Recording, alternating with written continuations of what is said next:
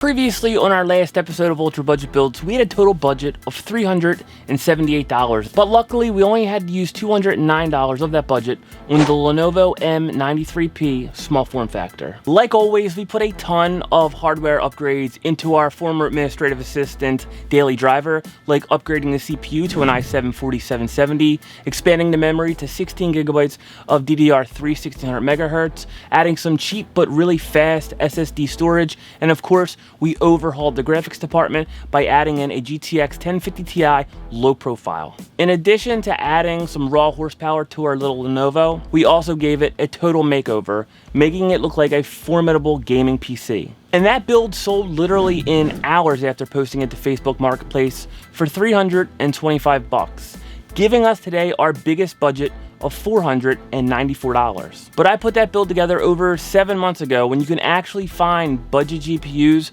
for a decent price and you didn't have to take out a second mortgage on your house to get one. So even with our biggest budget of the series ever, how are we going to top last episode's build when graphics card prices are up 300% across the board? Well, finally, it looks like hoarding PC hardware has finally paid off.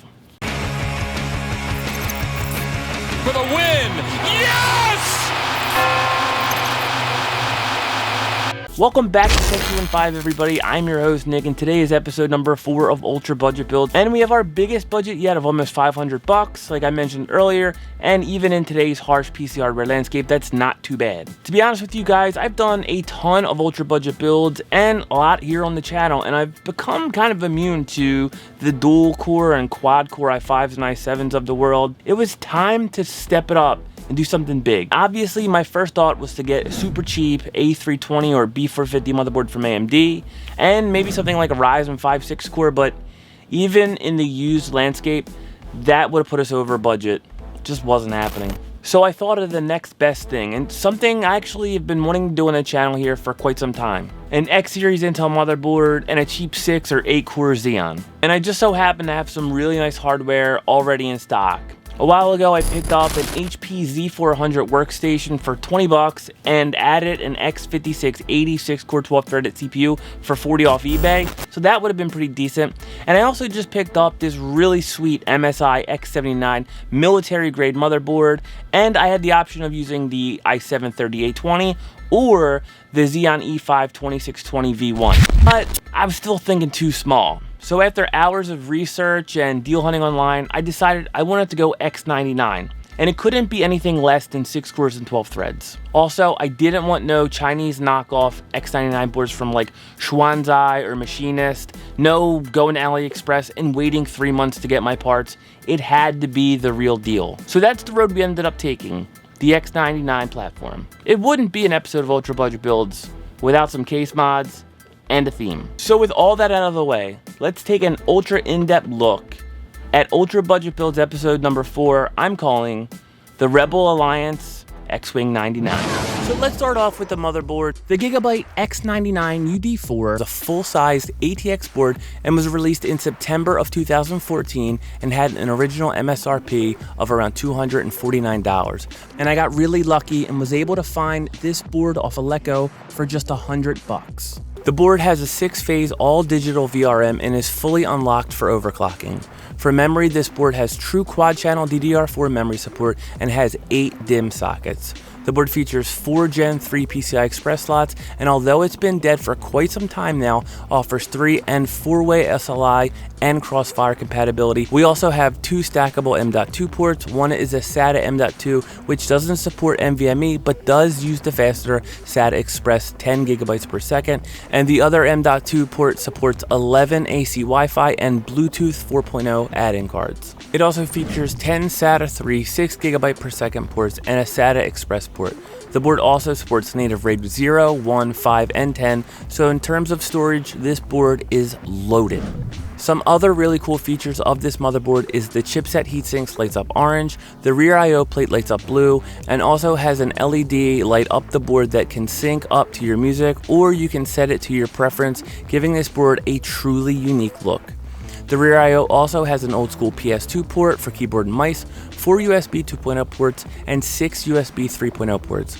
But one of the best and most underrated qualities of this board is the built-in audio chip from Realtek utilizing the ALC 1150 chipset. It supports up to 7.1 digital audio featuring the super high-end Nichicon capacitors. The board really was exactly what I was looking for. Calling this board feature-rich would be an understatement. At the heart and soul of today's build is the Intel i7 5820K. Funny, after all that talk about cheap Xeons, we still ended up going with an i7. But this wasn't your typical 4-core 8-threaded i7. Although the cheapest X99 i7, it features 6 cores and 12 threads as part of Intel's 22nm Haswell E architecture, released back in Q3 of 2013 for an original MSRP of $389.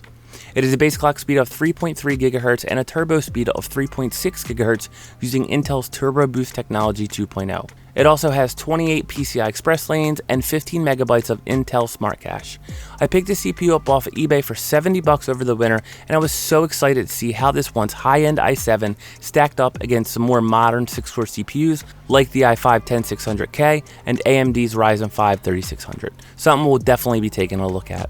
When it comes to cooling our 6-core i7, we went with the classic Cooler Master Hyper 212 Evo Black Edition.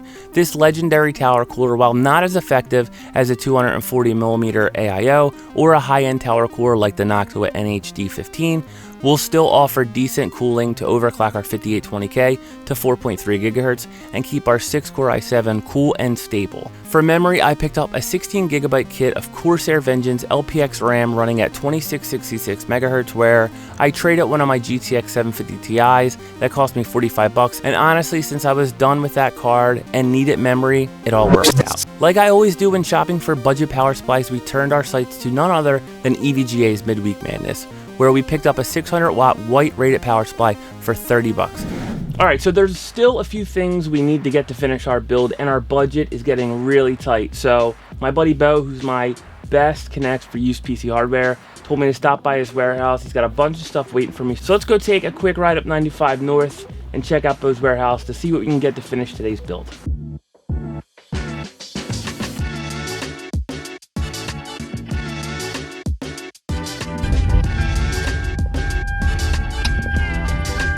What's up, Tech 215? All you want for $20? Thanks, Bo. I'll tell you now. So as you guys can see, Bo always comes through with good deals, and the best part is if I need something for a build and he's not there, I got a key to the warehouse. Here's the key. This is the key to getting good deals. So I ended up picking up a boatload of stuff, and for our Star Wars X99 build, we went all solid-state drives. For the boot drive, I picked up a 256GB Intel 660p NVMe drive for $30, and also a 250GB Samsung Evo 860 for $20 as a small game drive. Now, in that haul of stuff, Bo threw in 3 older cases, which I love, but I went with this older black and orange Raid Max case that was actually a CyberPower pre-built. It was a full-sized ATX case, which we needed to house our Gigabyte X99 UD4, and it also matched our Rebel Fleet orange-black color scheme, had a partial acrylic see-through side panel, and also had room to mount a 240mm AIO or 2 120mm fans at the top. Now, it's obvious the one glaring need we still have is the GPU, but luckily last summer I picked up an RX 580 8GB model from Bo for $75, and all because one of his clients thought the card was faulty. They said it was artifacting, running slow, but I never had any issues with this card. Keep in mind, I also got this card before the price of cards went through the roof. Thankfully, it looks like they're finally coming back down to earth, but for $75, this was a monster deal. Go check out that video I did on the RX 580 and see how it stacks up against other cards in its own weight class. To close out our hardware breakdown, we added some much needed airflow and bling by adding a 5-pack of Asia Horse FS 9002s that include a fan hub and remote. These fans can also be plugged into your motherboard's 5-volt header, but in all seriousness, these fans are built rock solid. I put a set of white ones in my little cousin's build and they looked great, all for just $50. And finally, we added a set of black, orange, and gray Formula Mod cable extensions to give our build that extra touch of awesome. Benchmarks are on the way, but first, let's do our thing.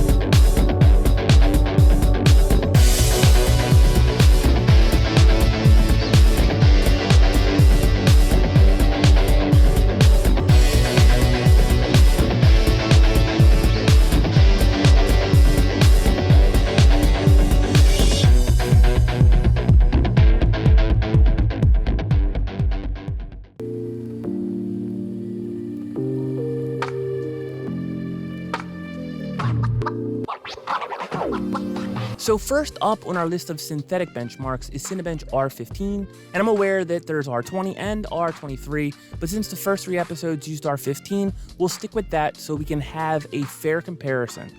At stock settings, the 5820K ran a score of 1,010 points with 137 FPS in OpenGL, and when overclocked to 4.3 GHz, our 6-core CPU climbed 229 points, giving us the highest score here on the series, and our first CPU to hit the 1,000 point mark, clearly the fastest and most powerful CPU to date.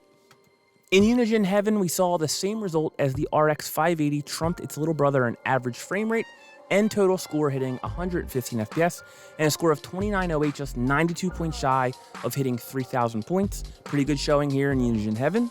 Next up is 3D Mark's Firestrike. I still think it's a really good grasp on what your card can do, and in the graphics department, we scored a 15,231 with a physics score of 13,060 for a combined of 4,957. Again, this can be a pretty demanding benchmark, but as you can see, our RX 580 had no issues whatsoever. So now let's get on to some games, and we're going to start off with some softballs, then gradually work our way up to more graphically demanding titles. First up is Fortnite, where on high settings we saw an average FPS of 92 and a 1% low of 42, and on performance mode, the 5820K and RX 580 8GB absolutely crushed it, racking up a monstrous 297 FPS and a 1% low of 168, making easy work out of this title. Hell eventually found its way back to Earth in the highly anticipated follow-up to Doom 2016, Doom Eternal, where the boys from Bethesda Studios and ID Software created a robust shoot-'em-up first-person shooter that might be the best optimized PC title on the market right now. On Nightmare mode, we averaged 115 FPS and a 1% low of 84, and once again, the 5820K and RX 580 made easy work of this title, creating a super smooth and very enjoyable experience. GTA 5 is up at the plate next, and on Ultra settings, we saw some really nice scores here of 98 FPS and a 1% low of 81, showing this machine had great frame time consistency and showing a nice combination of a classic optimized title and raw horsepower. It gets a little bit more challenging from here on in. The next title up is Assassin's Creed Odyssey, where we ran the in-game benchmark on very high settings, and we almost hit the magical 60 FPS with a score of 56 average FPS, a 1% low of 35, and I think that's par for the course. This CPU is almost 7 years old, and our GPU is over 4, yet they pair up nicely together and can still get down and boogie in some pretty intense and graphically demanding titles. Finally, we have Dirt 5, where on high settings we saw an average FPS of 51 and a 1% low of 40 with no major frame dips. This graphically demanding title didn't hit 60 FPS, but was smooth as butter, rounding out our benchmarks for the Ultra Budget Builds Episode 4, and showing this was by far our most powerful build yet of the series. Let's wrap things up. This was episode number 4 of Ultra Budget Build, the X-Wing 99 Star Wars Rebel Alliance build. I love the i7-5820K. It's not bad for $70. It had pretty good performance, and come on, for $70, that RX 580 8GB, I mean, that should be around the $200 card. They're way overpriced right now, but I really appreciate you guys tuning in. Sorry this video took so long. For all my subscribers out there who have been watching my videos since late 2019, I appreciate you guys. Stick with me. I do have another video coming out really soon, but me and the missus just had a baby and things have been absolutely bonkers around here. Next video is going to be the final episode of Ultra Budget Build Season 1, then we're going to start over from scratch. Really excited, got a lot of good ideas. Just bear with me, I promise we'll have more videos on the way. But again, like button, subscribe, comment down below questions. I will answer them and get back to you guys. Thanks so much for sticking with me, and I'll see you soon. Peace!